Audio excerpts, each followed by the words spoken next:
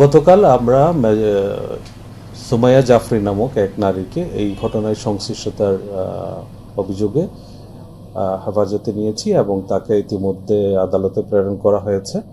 আমরা তার সাথে বিস্তারিত কথা বলে বিশদ জিজ্ঞাসাবাদে হয়তো তার সংশ্লিষ্টতা এবং অন্যান্য বিষয়গুলো জানার চেষ্টা করব। এখন পর্যন্ত এই মামলায় ২৮ জনকে গ্রেফতার করা হয়েছে। গত ৮ জুলাই রাজধানীর বসুন্ধরা এলাকার ক্যাভি কনভেনশন হলে বিদেশে লোক নেওয়া প্রশিক্ষণ নাম দিয়ে বিভিন্ন বয়সের বিভিন্ন শ্রেণীর লোকজনকে প্রশিক্ষণের নাম দিয়ে জড়ো করা হয় এবং এখানে ৩০০-৪০০ লোক ছিল বলে আমাদের কাছে তথ্য রয়েছে।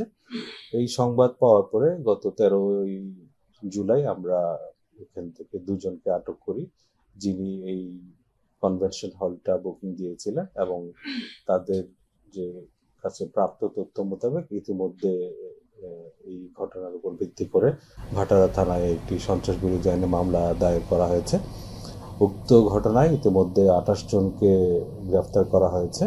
আমরা খুব গুরুত্ব দিয়ে তদন্ত করে দেখছি এখানে যারা সমবেত হয়েছিলেন তাদের কি উদ্দেশ্য ছিল এবং এখানে ভিন্ন কোনো পরিকল্পনা ছিল কিনা, এই সব খুঁটিনাটি দিক আমরা বিশ্লেষণ করে দেখছি।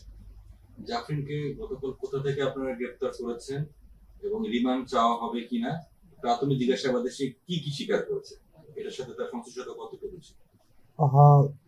গতকাল আমরা সুমাইয়া জাফরি নামক এক নারীকে এই ঘটনায় সংশ্লিষ্টতার অভিযোগে হেফাজতে নিয়েছি এবং তাকে ইতিমধ্যে আদালতে প্রেরণ করা হয়েছে।